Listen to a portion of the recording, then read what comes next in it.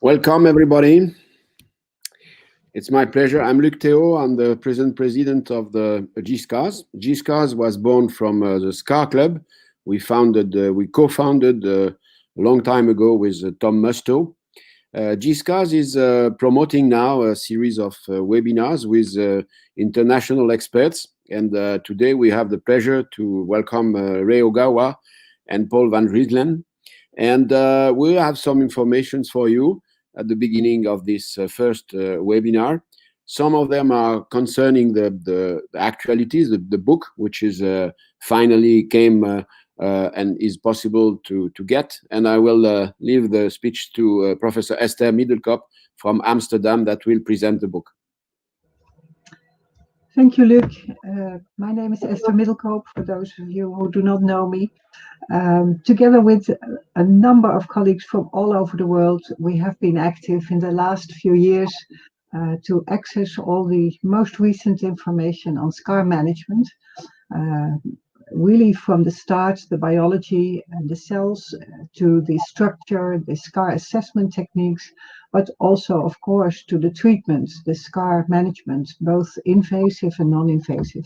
And actually, I'm really happy that I have this book now here. It's quite big, as you see, and it's quite has quite some pages, like 500 or so. And we're really proud that we can offer you this as an open access due to the activities of Luc Théo in the G-ScarS board, the G-ScarS society. So we're really happy with that, and we hope that you will make great use of it in the coming years. So back to you, Luc. So the second information is if we can have the next slide, Gabrielle, please. The second information is that we will organize a kind of melting pot of all informations coming from scars, wounds in Paris, hopefully if the COVID allows us to do that. But already we have the participation of the ETRS, of SCARS, of the SCAR Academy. Of course, the G-ScarS will be there. And we have a full session on the 3 full days concerning what about scars, new innovations, fundamentals, research, lasers, and other type of possible interventions on scars. So this is the date is July 7 to 9, and I hope you will be there. You can join by hybrid because the virtual part will be there also, or be present. Well, in Paris, it's more fun to be present in Paris than to see it from somewhere else. The third information is maybe the most important. At the end of this year, the second real World Congress concerning the Global Scar Society will be organized by our expert that will speak now, Professor Ray Ogawa. And it's my pleasure to introduce Professor Ray Ogawa, who has done a lot on scars, has really opened new windows in interpretation on physiopathology on scars, and insisting on the mechanobiology, and really a pioneer in this field. So it's my pleasure now to introduce Professor Ray Ogawa from Tokyo. Thank you, Ray. Thank you, Dr. Théo. Thank you for your kind introduction. So I'd like to start my presentation.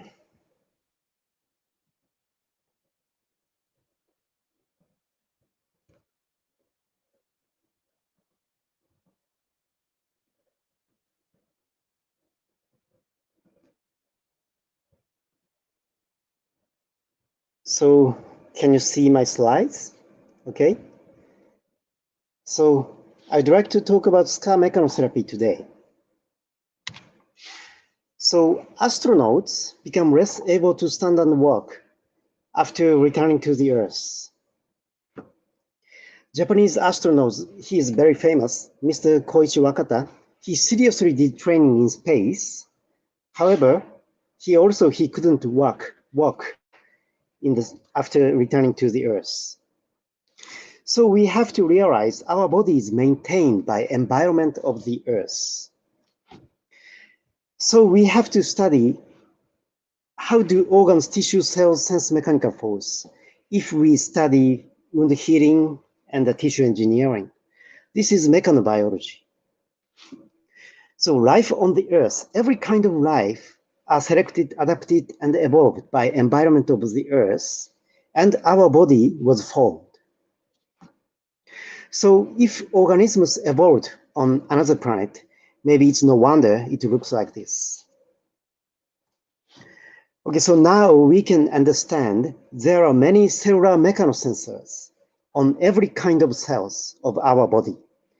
Cellular mechanosensors means mechanisms sensing mechanical force, including ion channel, adhesion molecules, and cytoskeleton. So mechanical force are received by structures of membrane of cells, and the signals are conveyed to the nuclei via mechanosignaling pathways, and gene expression will be changed after we provide mechanical force. So if we can understand mechanobiology, analysis of pathogenic mechanisms will be achieved, and surgical techniques will improve, and also acceleration of wound healing can be achieved by, for example, this is NPWT or something.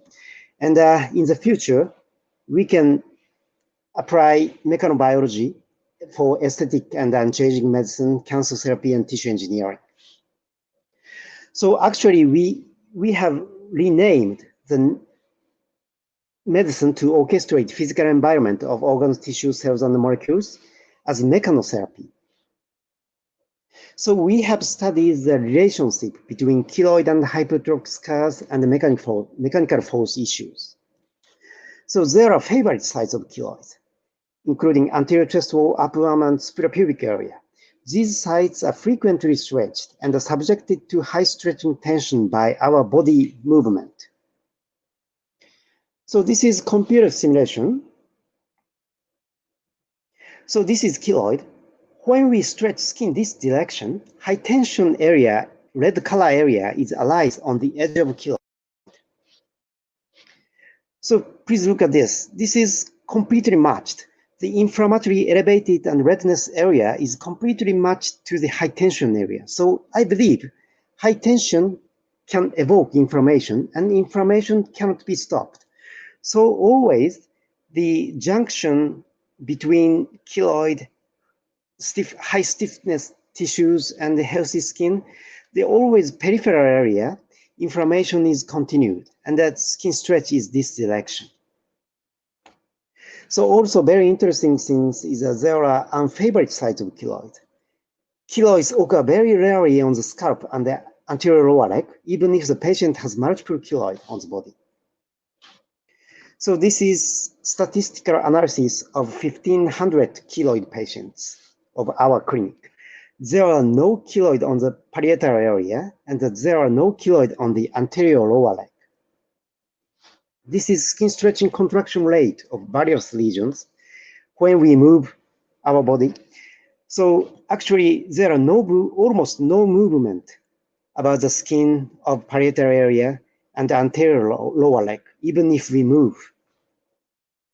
This area is already fixed because there are bones immediately under the skin. So you can realize very difficult to stretch these skins. So these patients have a body constitution of keloid, but there are no keloid on this area. So this is histopathology of keloid tissue. Very important things is inflammation can be found only in the reticular layer of the dermis, deep layer of dermis. And in recent years, we have found keloidal collagens are initiated from perivascular area. So we believe the keloid and hypertrophic scar is a kind of vascular disease. So this is our mouse cutaneous flap stretch model. So leakage of fluorescent dye was detected after skin stretch. This means skin stretch increases vascular permeability. So I believe endothelial dysfunction may play a key role in keloid and hypertrophic scar pathogenesis. And after when we stretch skin, the blood vessels in the skin is also stretched, and inflammatory cells and many soluble factors are coming from blood vessels to stroma, and the fibroblasts can receive signals and start to secrete collagen. And another possibility is that perivascular cells can receive inflammatory signals and start to secrete keloidal collagen. So anyhow, characteristic shapes of keloids are determined by skin tension, we believe.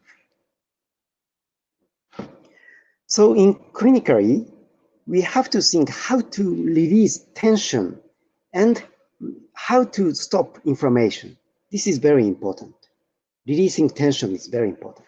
So principles of surgery to achieve less scar, there are 2 points. One is direction of incision, and second one is the depth of incision. So we have used Z plus T to release tension. So this is orthopedic scar. Immediately after surgery, such kind of zigzag line wound is produced.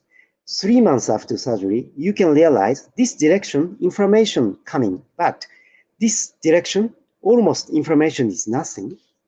6 months after surgery, 1 year after surgery, inflammation completely decreased. This means tension was dispersed, and tension becomes 1/5, and tension released, and inflammation did not continue, and scar maturation was accelerated. So this is computer simulation of skin stretch and incision. If skin stretch incision line is completely matched to the direction of skin stretch, entire scar becomes high tension, because every kind of scar, the stiffness will increase after surgery, because to heal the wound, the collagen is accumulated, so stiffness increased on every kind of wound. So direction of skin stretch should not be matched to the incision line. So from the perspective view of mechanobiology, if we see such kind of wound on the abdomen is stretched vertically, so the cranial part and caudal part, we can see inflammation, because this direction, the stretch is increased and the inflammation continues here and here. In case of chest wall, always keloid grows horizontally, this direction, because pectoralis major muscle is this direction. So muscle fiber direction is nearly equal to the keloid growth direction. So this direction of incision is very important for prevention of keloid hypertrophic scars. And second one is the depth of incision. So again, we have to stress to say inflammation continues in the reticular layer of the dermis. So we have to think how to release tension of reticular layer of the dermis. Everyone say tension should be removed from the wound, but important thing is here, reticular dermis should be the target to release tension. So we have to release tension of here. We have to go deeper and remove everything and find structures, such kind of very strong structures, membranous structure to suture. And the deep fascia we suture tightly. After that, we have to make situation. Wound edge is naturally attached with less tension. After that, we start dermal sutures and superficial sutures. If so, the high tension could be moved to the superficial area to deep layers. So we can release tension of reticular dermis. So risk of hypertrophic scar formation decreased. So membranous structures such as deep fascia have a horizontal blood flow. So we can suture tightly. So this is a case, keloid. After removal of keloid and the fat tissue under the scar, simultaneously we remove and we suture deep tissues. After that, we have to confirm wound edge is naturally attached with each other with gentle elevation of wound surface. This is immediately after suturing superficial fascia. So now the wound edge is almost naturally attached with each other. So this is a situation we are ready to start suture dermis. This situation we can start dermal sutures and superficial layer sutures. Also, we have to stabilize after operation. And 6 months after surgery, you can see the wound scar width is minimum. And 2 years after surgery, inflammation decreased completely. So this is similar case, aesthetic scar revision. So 1 centimeter width of scar. We go to the under the pectoralis major fascia, and the fascia is sutured tightly, and we have to make situation wound edge is naturally attached with each other. After that, we start dermal sutures and superficial sutures. This is immediately after surgery, and fixation is continued, and 2 years after surgery, scar width becomes 1 millimeter. And these things are intraoperative mechanotherapy. In case of scar management, mechanotherapy means releasing tension. In case of wound treatment, NPWT is mechanical force should be provided to accelerate wound healing. But scar management, we have to consider how to release tension. So wound stabilization and fixation is after operative, post-operative mechanotherapy. So we can use many types of tape, paper tape, very cheap and easy to use. Silicone tape is expensive but very effective. And the silicone gel seed, many types of silicone gel seed we can use. So we have studied the effect of silicone gel seed. This is keloid, high tension area is here. After applying silicone gel, high tension area is moved to the edge of silicone gel seed. This is the meaning of gel seating. Mechanical force is distributed to the edge of the silicone gel seed. So silicone itself is not so important. So polyethylene gel seed is much cheaper, but effectiveness is similar. These patients are treated by polyethylene gel seed 2 years after treatment. So please understand there are 2 important things. Scar surgery and prevention of scar is control of tension and control of inflammation. These are connected directly. Today, I don't talk about the body constitution of keloid, but mechanical force is very important, please remember. So actually, keloid is a burning house, looks like burning house. Repeated stretching by our body movement looks like adding fuel to the fire. So inflammation cannot be stopped.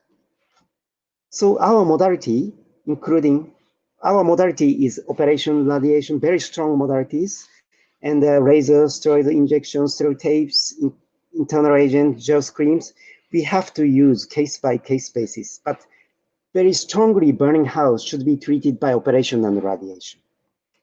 Inflammation decreased at once, maybe minor modality we can change to start to use. And scar becomes visible. Next step is operation, fractional laser, and makeup therapy. So I can share you with my cases. So simple suture. This is the hypertrophic scar after folliculitis. And this case was treated by tension reduction suture and radiation. So high inflammatory area can be treated by radiation, very minimum radiation, radiotherapy. And this is keloid after CABG, simple excision and tension reduction sutures and radiotherapy. This is similar case. This is another case of suprapubic area. And the W-plasty and Z-plasty is very active to release tension. This is isosceles triangle W-plasty. These plasties have an accordion effect. So tension can be released and depressed scar can be flattened. Zigzag line immediately after surgery, scar becomes zigzag, but 1 year after surgery, you can see scar here, but not so visible because the scar became flat, so becomes less visible. This is scaling triangle W-plasty.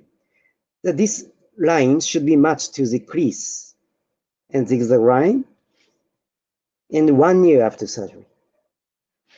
Very effective. W+ is very effective to make less visible scar. G+D is another choice in case of forehead. So chest wall acne keloid, remove everything. So suture fascia and release tension. Almost wound edge is naturally attached. Then we start G+D. And softly the triangle flaps is exchanged, transposed, and radiotherapy and postoperative fixation 2 years after surgery. Similar case, 2 years after surgery. Similar case, and a keloid, large keloid, abdomen and chest wall, G+Ds, and fixation and radiotherapy. This is keloid of shoulder. This is another case. This is keloid, similar case. Upper arm vaccination keloid, similar case. So trauma, the keloid, traumatic keloid of elbow, the zigzag line suture and fixation and radiotherapy. Long linear incision line should be segmented by G+D. So local flap is very important to release tension. Transposition flap I prefer because tension is effectively released by skin pedicle. Skin pedicle flap is clearly better than island flap because interposed skin, healthy skin can extend it postoperatively and release tension effectively.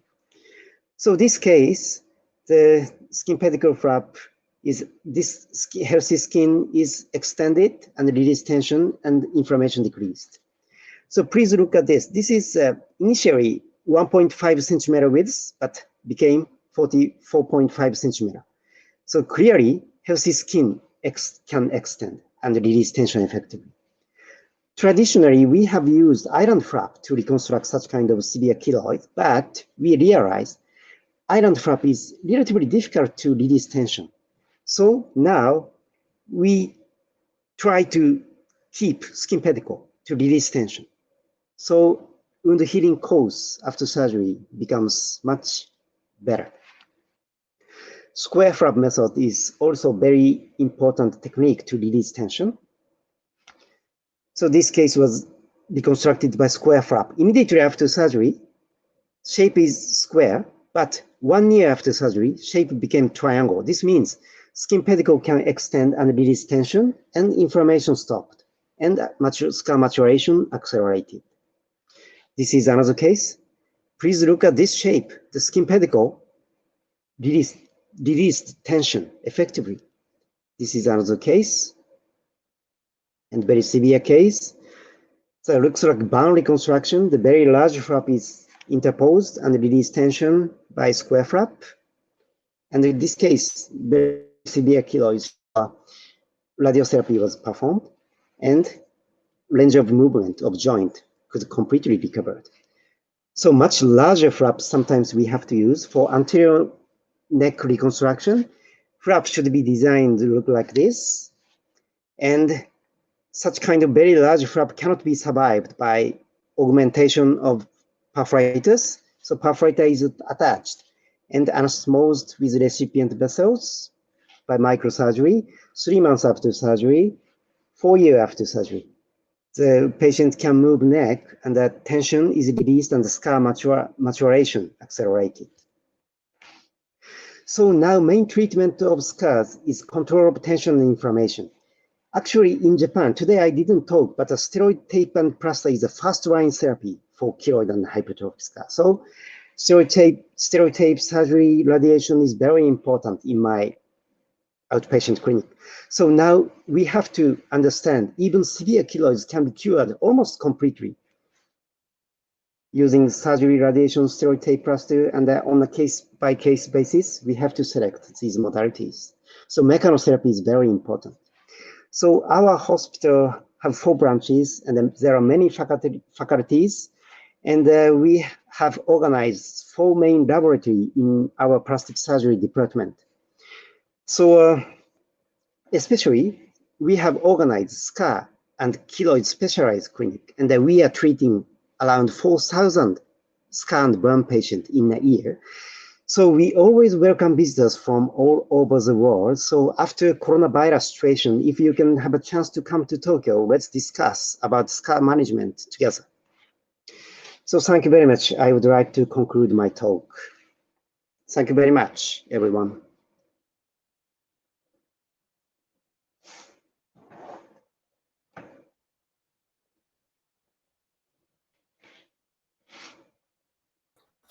Dr. Theo, you will need to open your microphone. Sorry for that. You're right.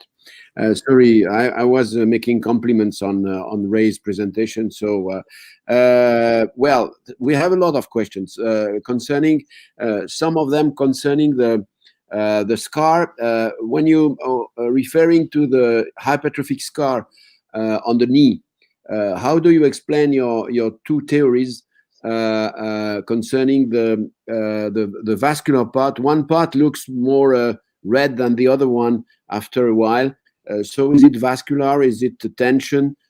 Teddy is asking the question from Indonesia. So in the knee hypertrophic scar case, this is just a hypertrophic scar. So actually, for prevention of hypertrophic scar on the knee, so orthopedic surgeon should cut horizontally at first, but sometimes the orthopedic surgeon cut knee vertically. So in that case, hypertrophic scar is easy to develop because vertical scar cannot release tension effectively. So sometimes patients come to the plastic surgery department, and in that case, we have to put Z-plasty to release tension. So sometimes the patients have a body constitution, keloid is developed from such kind of surgical wound. So in that case, we have to select radiotherapy, but mechanotherapy is basic, and we have to release tension effectively, and after that, we have to combine radiotherapy. Is it okay? Perfect. Thank you very much. Another question from Teddy, who looks very excited by your presentation, is concerning radiation. Would you please explain the role of radiation when we refer to vascular disease in coma? Yes. Actually, keloid and hypertrophic scars, there are no tumor cells. And actually, I believe both is inflammatory scars. So inflammation means angiogenesis increased. So there are many vasculature in the keloid and hypertrophic scars. So if we irradiate, angiogenesis is stopped and the number of blood vessels decrease. So inflammation of the tissues decrease. So I think the symptoms is decreased and could be healed. And for prevention purpose and treatment purpose, both we can use radiotherapy. Okay. Excellent. Thank you very much again. We have other questions concerning mechanical role. Peter from Belgium is asking a question which is very important, and we hear that often. What about should we limit physical activity and sports in order to improve scarring? Yes. So, of course, after surgery of joint, orthopedic surgery, we have to rehabilitate. We have to do rehabilitation for joint, but for scar, we have to fix the wound. So we shouldn't move. So in our cases, rehabilitation continues, but steroid tape is applied. So inflammation should be decreased by drug and medicine, and we keep rehabilitate. So joint and the scar is completely controversial things. So it is very difficult to manage, but inflammation should be decreased as much as we can by medicine or drugs, I believe. Thank you very much again. Marianne is also asking a question on physiotherapy, saying that physiotherapy can help with manual, specialized manual therapy. What do you think about that? So physiotherapy to inflammatory scars is not so good. But scars, already inflammation decreased, the scar maturation physiotherapy may have some kind of effect. Maybe structure will be improved. But the inflammatory scars, we shouldn't do physiotherapy. Okay? Thank you. We have another final question from Felmont Yves, who says that this is a wonderful talk. We all agree on that. And how do you determine how long to treat with ongoing tension reduction? Can color or other clinical findings guide length of therapy? Yes. So always we have to check strength of inflammation. If inflammation continues, the patient feel pain, itch, or something. So subjective symptoms and objective symptoms, very important. So inflammatory lesion, we have to check always the inflammation is strong or weak, and we have to determine we have to keep tension reduction treatment or not. We can stop or something. So always we have to check color, structure, and symptoms. Okay. So another question from Jocelyn, who says, what are the contraindications for keloid resection and age considerations? I'm thinking of a 2-year-old I saw with bad cervical keloid scars limiting neck movement.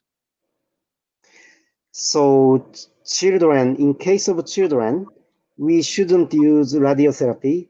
So it is very difficult. But in case of Japan, we can use steroid tape, very strong steroid tape. So it is very effective. But if you cannot use, maybe you should try just surgery, plastic surgical, maybe using local flap or something, tension reduction surgery you have to try, and you have to manage how to decrease inflammation after surgery.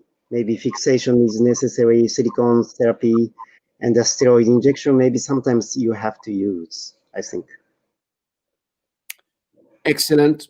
Thank you very much. We all appreciate the quality, outstanding quality of your talk. Thank you for having all these questions. And I will give the speech to Professor Esther Middelkoop in order to introduce the next speaker.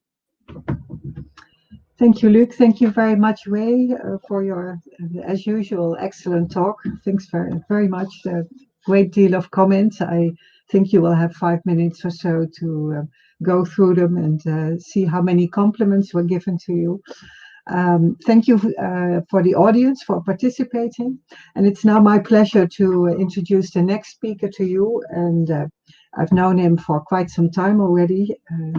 His name is Professor Paul van Zuijlen. He is Professor of Burn Care in Amsterdam University Medical Centers, together with me. And he's also the director of the Burn Center of the Red Cross Hospital in Beverwijk. I've known Paul since many years, and actually he started in the burn research area before me, because he started his research on burns of the hand as early as 1990, when he was still a medical student. And after that, our roads crossed when I joined the research group in Beverwijk in 1990, from 1993 on. And since 1996, he has been a consecutive research fellow, resident, PhD student, plastic surgeon, and a researcher with special interest in burn reconstruction, of course, but also in complexity studies, in measurement techniques for burn scars. And very soon you will hear more about that in the announcement of the third version of the patient and observer scar assessment scale. But also his interests go out to the collagen network and the influence on tissue functioning and tissue regeneration, with the special attention also to cartilage regeneration. So a broad field of research interests, and I'm really curious to hear what you have to say to us today, Paul. The floor is yours. Yeah, thank you very much, Esther. I consider that my presentation will be started by Gabriel? Yes, it will. I have to move to my presentation now.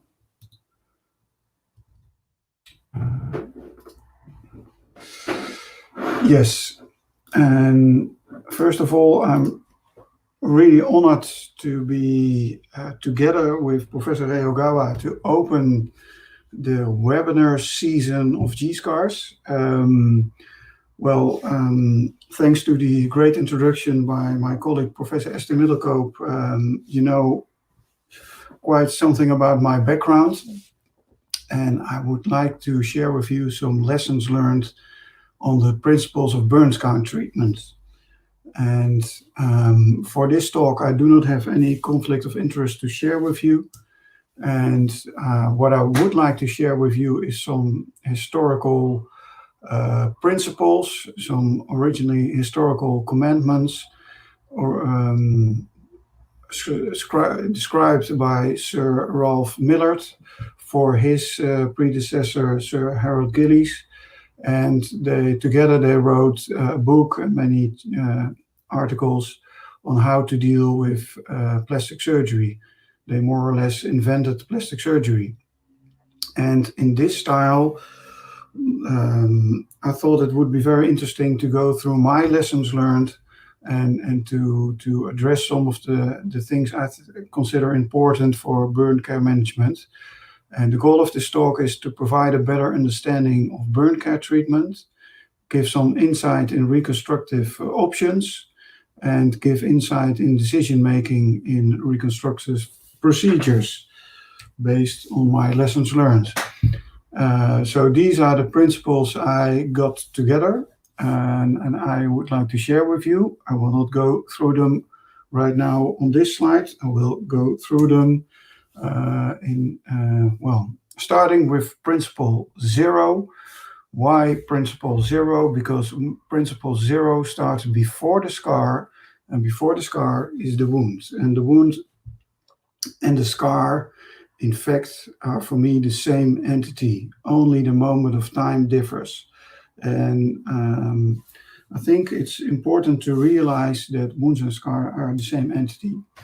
And if you look, many of you know this type of drawings where this is called the 4 phases of wound healing, where the first phase is hemostasis, then inflammation, proliferation, and maturation.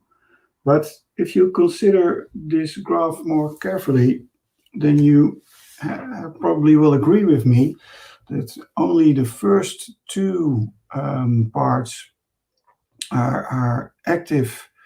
I have to say the first 3 parts are active during wound healing, and maybe the 4th phase as well, but it's the 3rd and the 4th phase which are also very active during scar formation.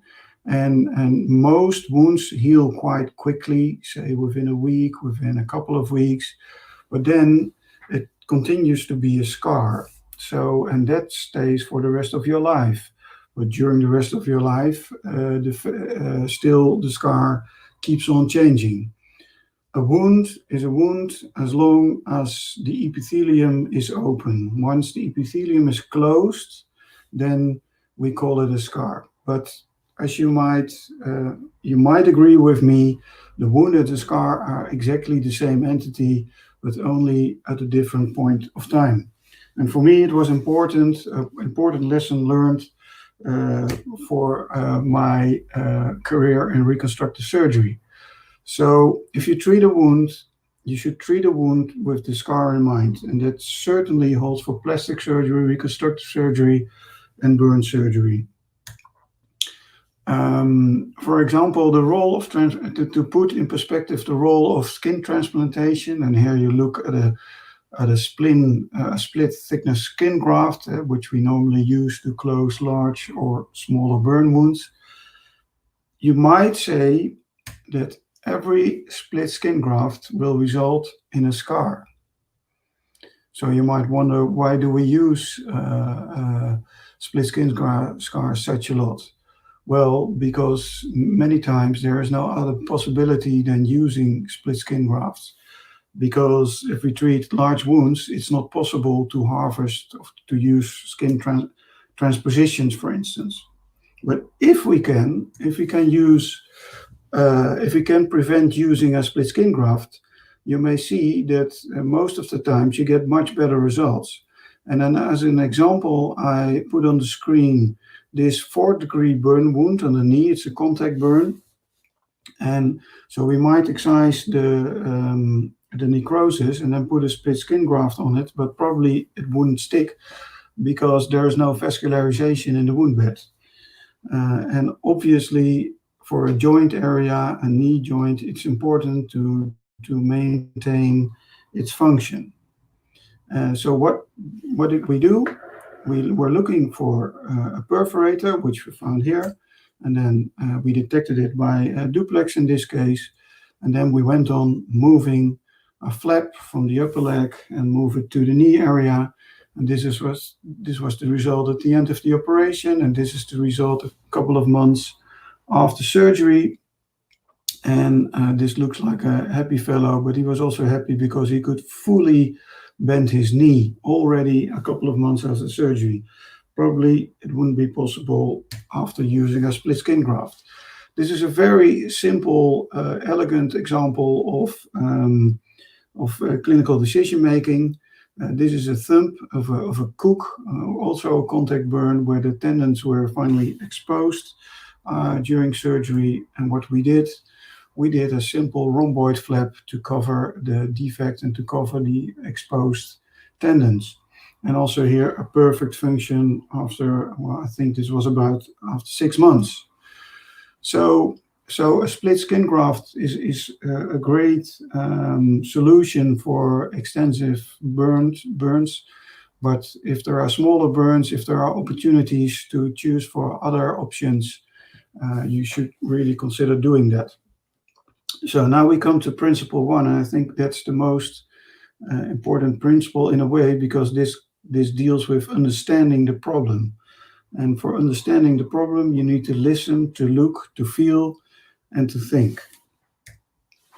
So patients come to you in your clinic with all sorts of problems, and I think it's up to you as a professional to identify the real problem.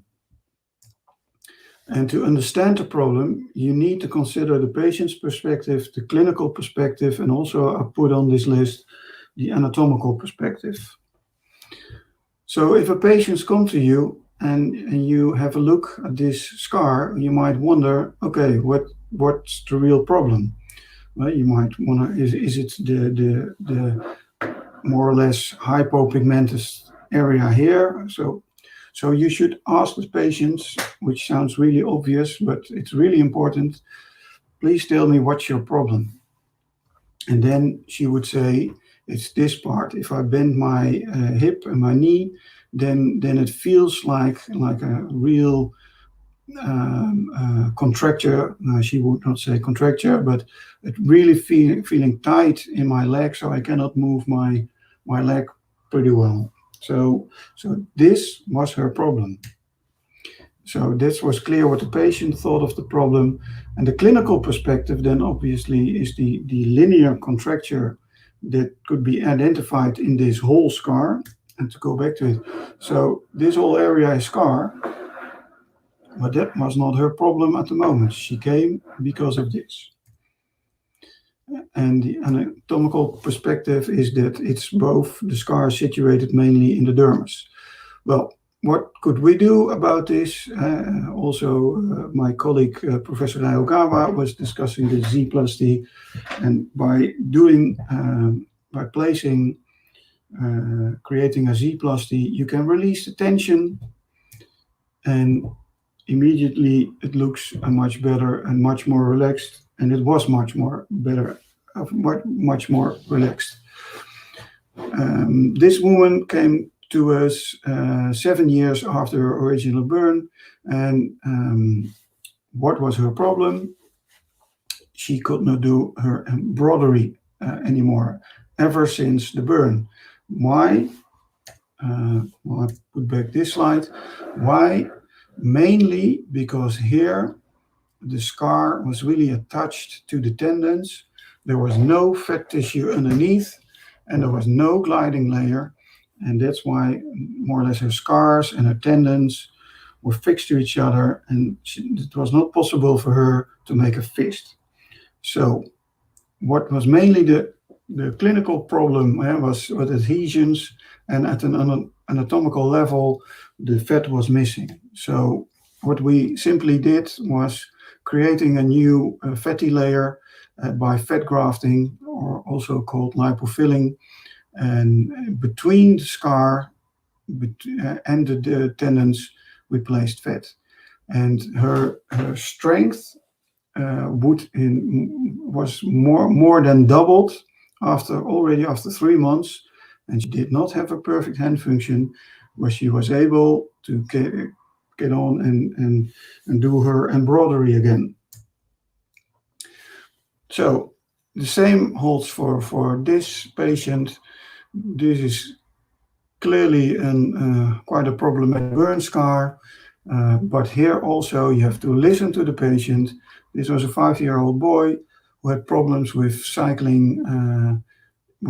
He could not hold the steer, and that was for the boy the main issue. Obviously, at a clinical level, there is a contracture. Also, you might know it, hypertrophy.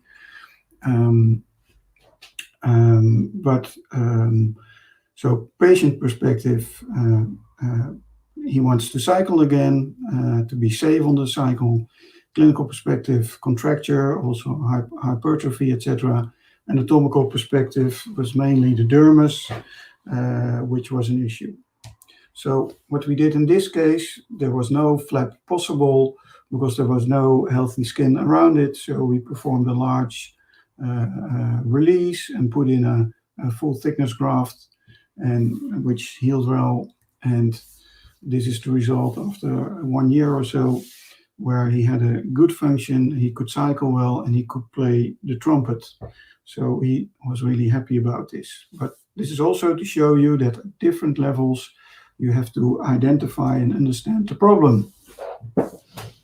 For the patient, you might look for functional, aesthetical, and sensory issues like itching and pain.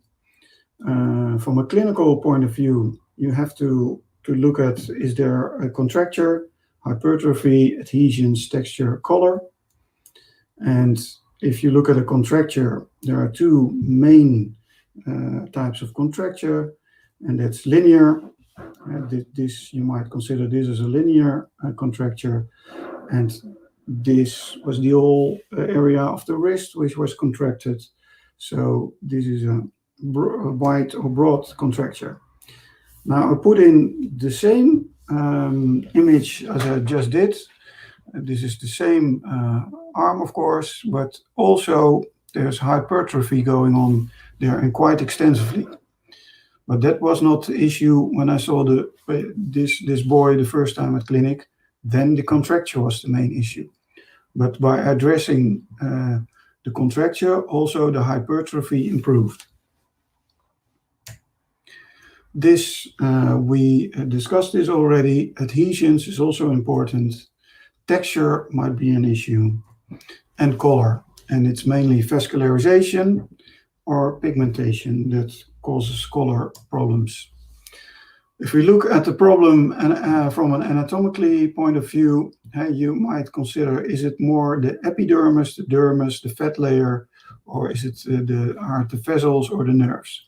And most of the problems with scarring are in the dermis and in the fat.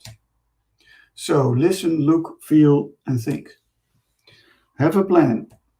And this is the constructive, reconstructive toolbox, and this is the tools which you might pick from to make a plan. And how should you make a plan? By using Principle 3, which is already from Gillies and Millard, replace like with like, meaning you have to see what is missing from an anatomical point of view. And as I already said, mainly it's the fat and the dermis which are the biggest issues, but all might be an issue. And replace what is missing. This is the well-known split skin graft, which only contains a small part of the dermal layer and the epithelium. The fat layer, the lipofilling, helps you to restore a sort of subcutaneous layer. And if you do a Z-plasty, you include everything. So also you include the fat and the vessels. There is another option. If a lot is lacking, you might take something from the lab. And this is, in fact, what I did when I started as a PhD student. I did together with Esther Middelkoop. And we went looking for possible ways to replace the dermal layer, which is missing in extensively burned patients. And this was a long while ago, but we were able to show that dermal substitutes can be a relevant addition to split skin grafting, to have a better replacement of of what is missing, namely epidermis and dermis. So in short, we were having a very extensive SCAR evaluation protocol at that time already, and we were able to demonstrate effectiveness of dermal substitutes. Another important thing is to be aware of the vascularization. The vascularization is key in a way. So whenever possible, preserve the already present vascularization. And this is what Sir Harold Gillies already mentioned. Plastic surgery is a constant battle between blood supply and beauty. This is, if you look at the vascularization of the skin, from the deep axial vessels come the perforating vessels, which go into the subcuticle layer and which feed more or less the subdermal plexus. If you are aware of the vascularization of skin, you might be able to use it for reconstructive surgery. And if you use Doppler, or in this case duplex, it's easy to identify where the perforators are. And if you do that, you can make use of it, and you can make use flaps like this to improve the flexibility of the neck area. Or in this case, a severe contracture of the axilla.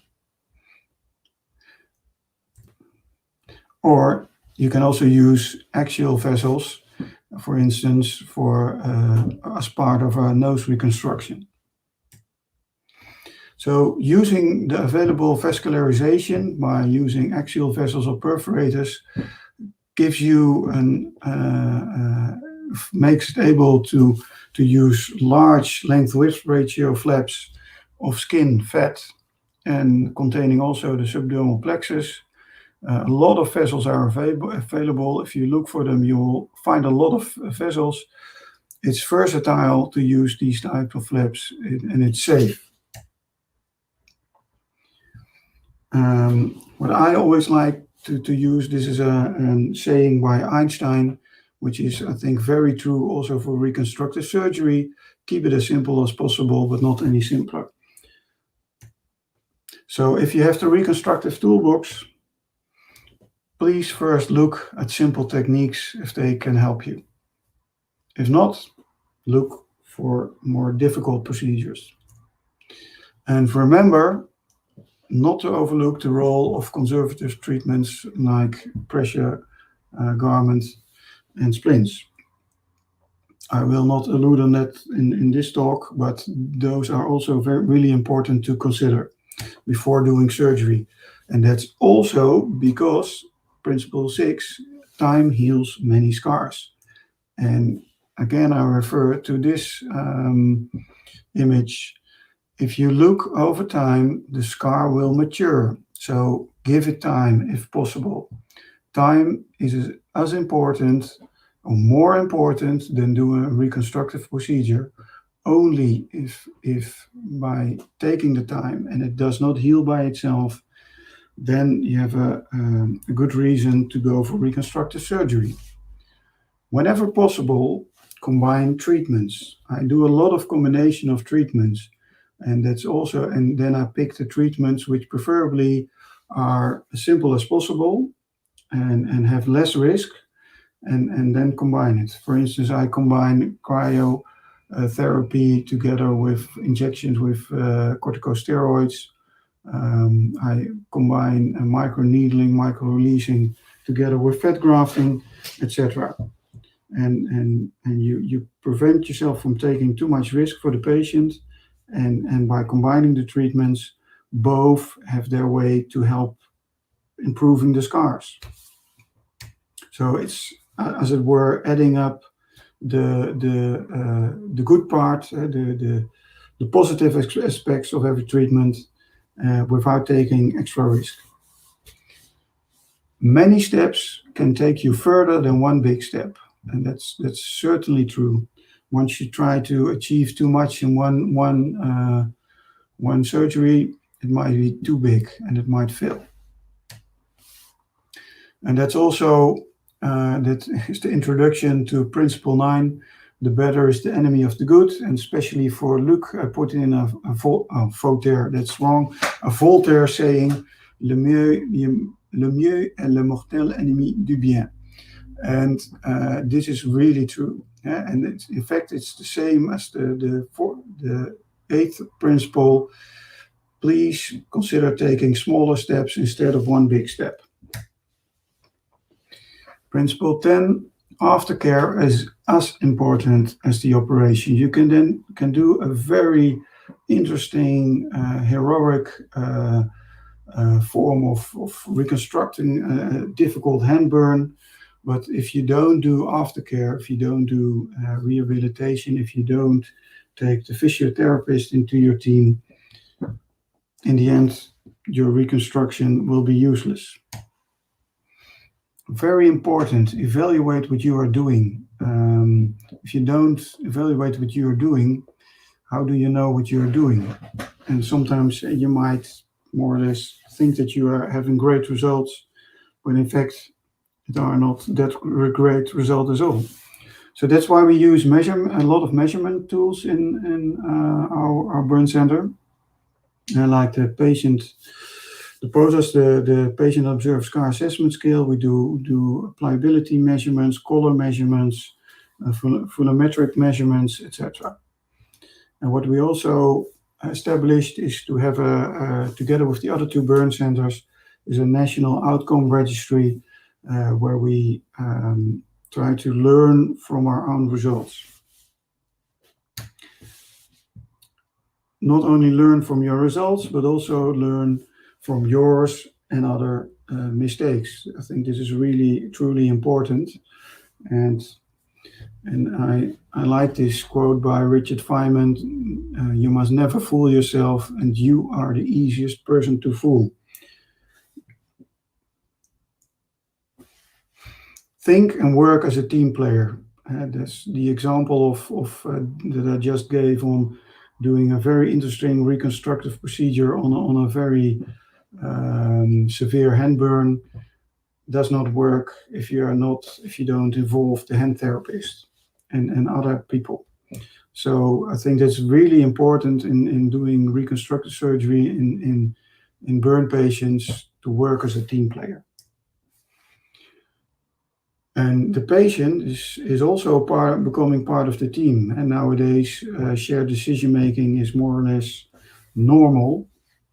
It wasn't, I think, 20 years ago or so. But it's very important to listen to the patient and to involved in the patient when possible into the plan you are making. And last but not least, keep wondering and dreaming and dare to believe and create. And therefore, I like this quote by Oscar Wilde, and that's, without order, nothing can exist, and without chaos, nothing can evolve. I think you need some sort of order to achieve good results, but by only following order, to being in line with order, you will not create new things. So it's also good to step out of the order once in a while and to dream on and to go into the chaos, and then new innovations will arise. So these are the principles just from my lessons learned. Now, to put them in short into perspective, from a clinical point of view, we might have to deal with linear or wide scar contractions. Preferably, we use flaps, which contain all types of tissue which you want that you want to have available to have the best results.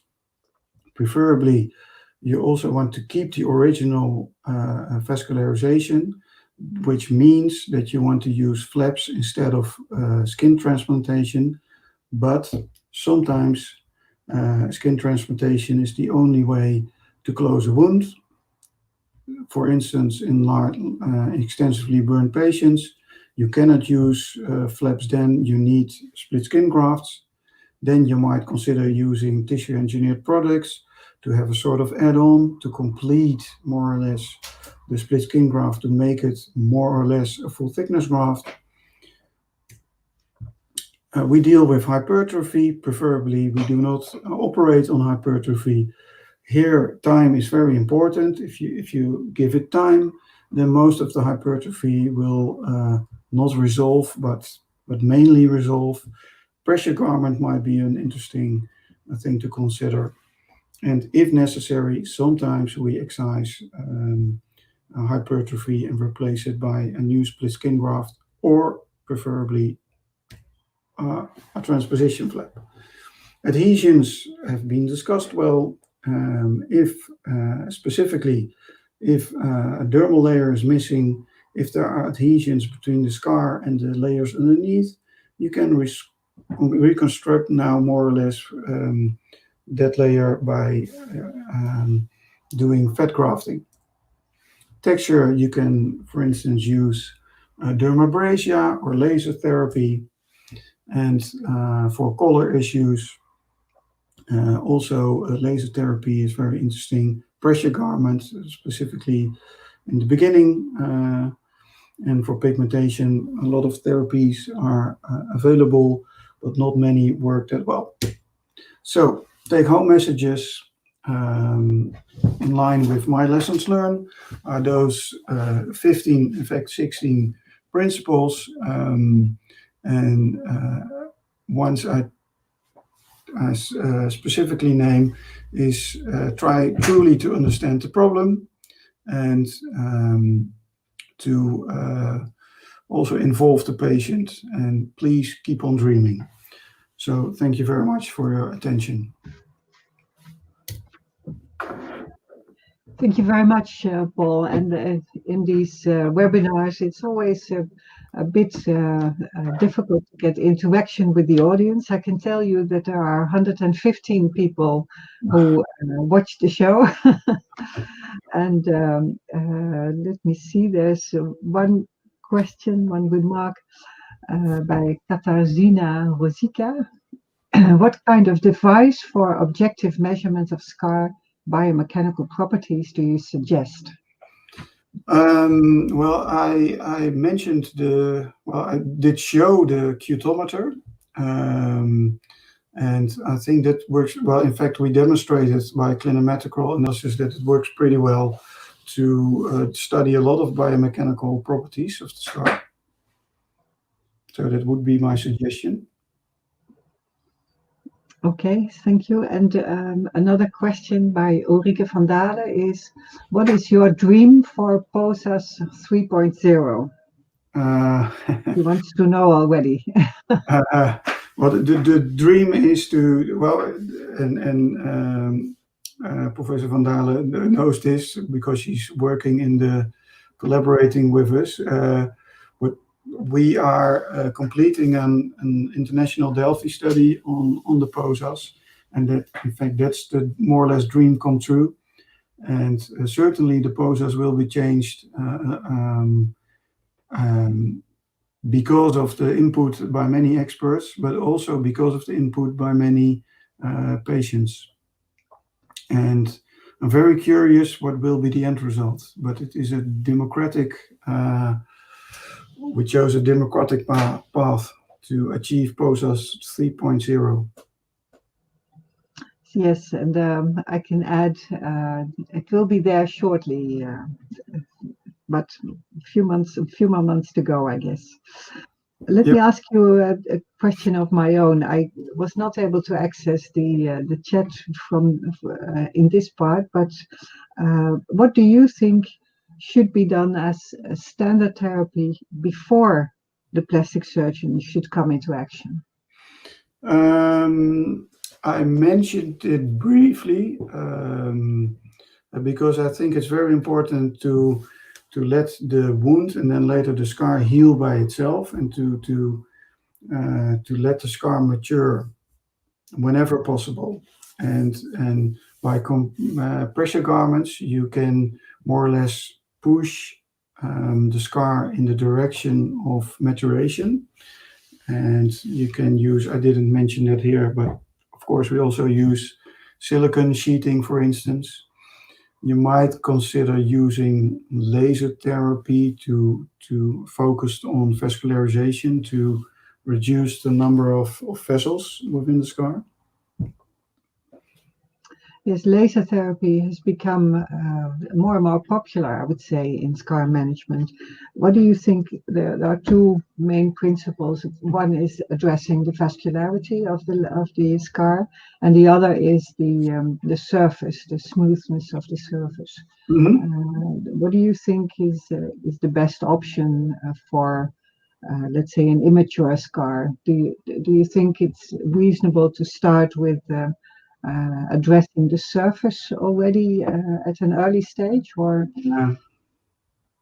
what's your opinion? I gave my answer already by by my body talk. No, but I think it's pretty interesting to focus on vascularization, and we once did a study and tried to do it in a more RCT-like way, and I'm very unhappy that we didn't complete that study because the results didn't look that bad at all.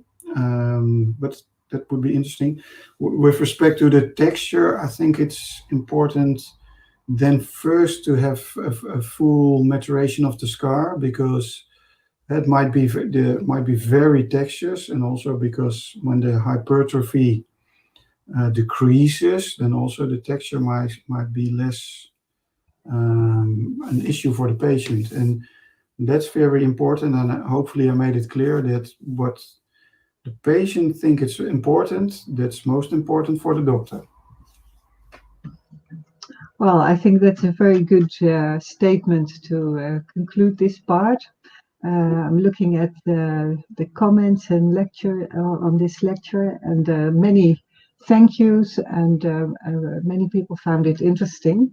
So thank you very much, Paul. And if Luc is there, perhaps we can conclude this session together. He told me that he would have to go to another appointment later in the afternoon, so perhaps he's not there online anymore. I can't see that. Anyway, he asked me to state on you. Let me see, there might be one more question.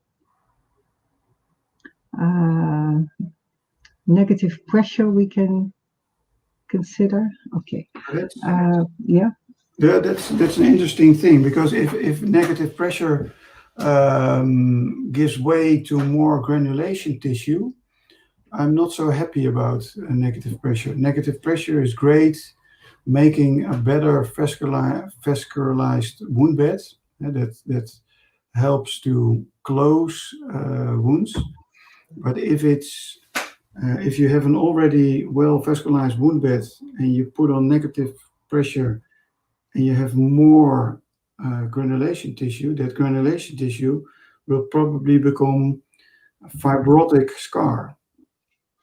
So as you know, Esther, you might use negative pressure to improve the adherence of a dermal substitute, but then it helps to improve the therapy. but not to improve the scar outcome if you just put it on a wound. Yes, okay, so there's a lot more to say about that. Perhaps that's a good subject for one of the next webinars, because it's my pleasure to announce that G-ScarS will try to continue these webinars. And I would like to say that the next one will be on Friday, the 19th of February, again at 3 p.m. And we will have 2 excellent talks then again. The subjects will be surgery and scars, presented by Dr. Eunice from England, and a lecture on microneedling from our colleague from Belgium, Peter Moortgat. So that's the program for the February lecture, the February webinar. And if you're interested in that, I really do advise you to press on the button that you should be able to see on the YouTube channel to really keep you so that we can keep you posted on the next programs in the webinar, the Global Scar Society webinars. One more thing I would like to say to you before we close this session. We're also developing an educational program, and that you can actually send us your suggestions for subjects that you would like to see treated in these educational programs. And also, if you have any suggestions for subjects that you would like to see in these webinars, you can also send that to us, either through the channel or through a personal email, of course. I know that Luc wanted to say something on the program, on a sponsored part of the program that he is trying to develop, but I'm not sure if Luc is in. No, Dr. Luc is not here.